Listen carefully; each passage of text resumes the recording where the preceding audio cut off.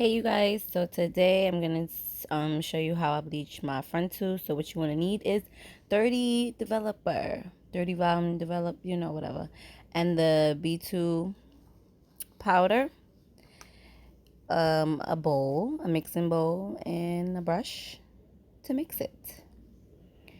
Alright, so here I'm gonna show you the consistency that you will need to bleach the frontal, because if it's too loose it'll seep through the frontal and bleach the hair. So we want it at a certain thickness. So I'll just show you here. I eyeball it, so yeah, that's how much I'm using. So that was about like 2 scoops, and then I'm definitely eyeballing the pour of how much developer I use. So about that much. There you go. And then usually I'll just pour and then mix, and then if I need to add more liquid, then I'll add more.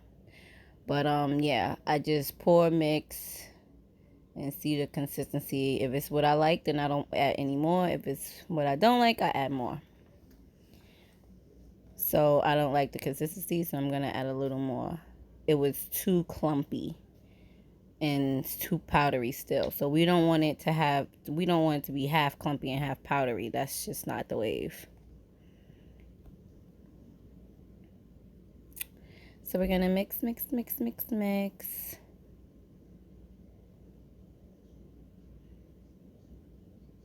So I got the consistency I want, so I don't need to add any more.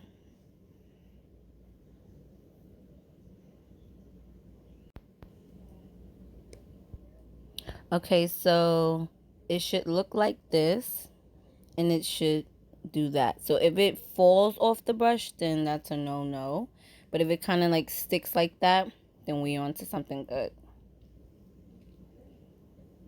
So what I like to do, I like to like dab, dab, dab.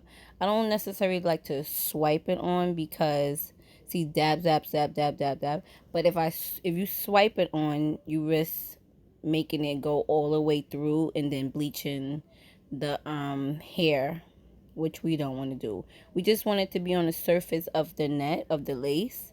We don't want to like brush it all the way through, if you get what I'm saying. So light strokes, if you heavy handed, practice doing light strokes on your arm so you can feel it, feel how you're supposed to be dabbing it.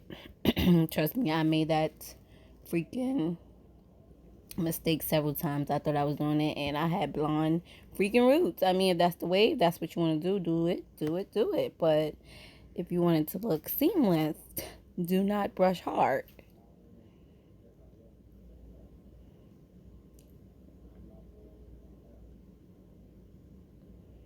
I'm just listening to some tunes, but of course, I muted for the video's purpose.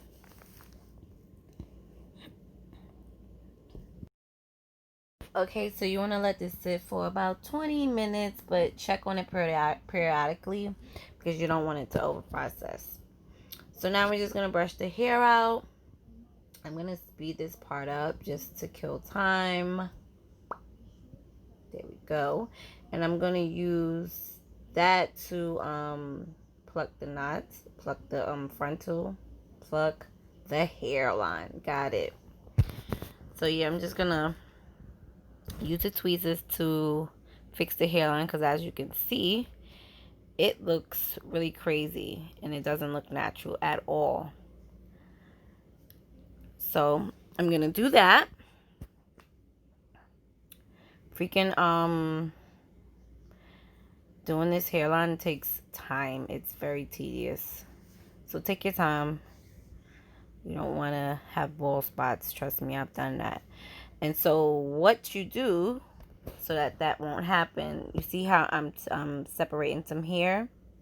So what I'm going to do is I'm going to go behind that, just in case you over pluck and you take too much hair out. You can always push that hair back to your choosing, or you can use that as baby hairs. It doesn't really matter. But I usually I usually make sure I separate some hair just in case I over pluck. That way when I pull back that hair, it'll still look fine. And it's way easier because sometimes frontals come really thick and it's really, really hard. So the key to having it easier to, first of all, I don't even know how to work the brush, so let's talk about that. But as you pluck, you want to keep brushing because you're plucking out hair, so you don't want it to stay inside the frontal. So pluck and then you brush the hair out. That's why I have the brush, to keep brushing the hair out.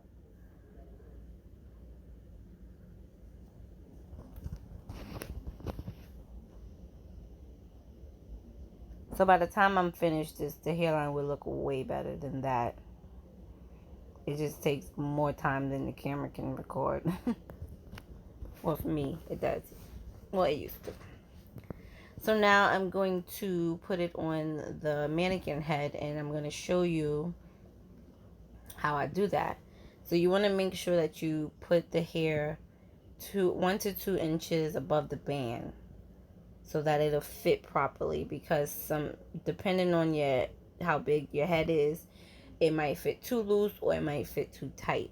If you have a smaller head, then you don't have to put it on the band. I mean, put it in 1 to 2 inches above the band. Sorry, I'm stuttering. I'm talking too fast. Let me slow down. So, if your head is smaller, you don't have to put it above the band. But if you have like the normal size, which is like a 22 inch, the average head is a 22 inches. So you would put it 1 to 2 inches above the band. I hope I explained that well. All right, so what I did was I made sure it was even on both sides, the frontal. I'll show you that in a second. And to make it secure, I'm using T-pins. So I start with a T-pin in the middle of the frontal, the top. And then I'll put 2, so altogether 3 T-pins. 2 on the side and 1 in the top.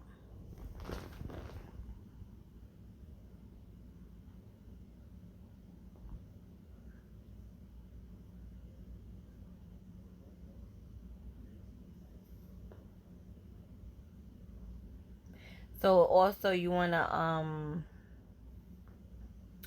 make sure you put like 2 braids so that it's easier to work with, so that the hair won't be all in the way. So here we go.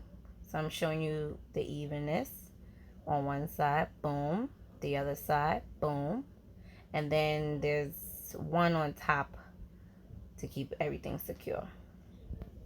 So I'm showing you right there the band, and you want it 1 to 2 inches above the band if your head is like a 22 inch, which is mine. So this is how I start sewing the frontal. Now I have a method, and it is sew, and then I swoop it like that to lock it in. So I'll show you. So I'll probably do 2 stitches and then I'll lock it in. So I'll stitch 1 tight, stitch 2. You want to make sure you pull it tight so that it's secure. And then this one is where I will swoop and lock it in. Boom. Just like that, baby. And you do that across the hair, the frontal, and it should look like that. So there will be a part 2 of me finishing the wig. I hope you guys took something from this. I hope I helped you a little bit. And yeah, look out for part 2. And don't forget to like, comment, and subscribe. And I'll see you guys next time.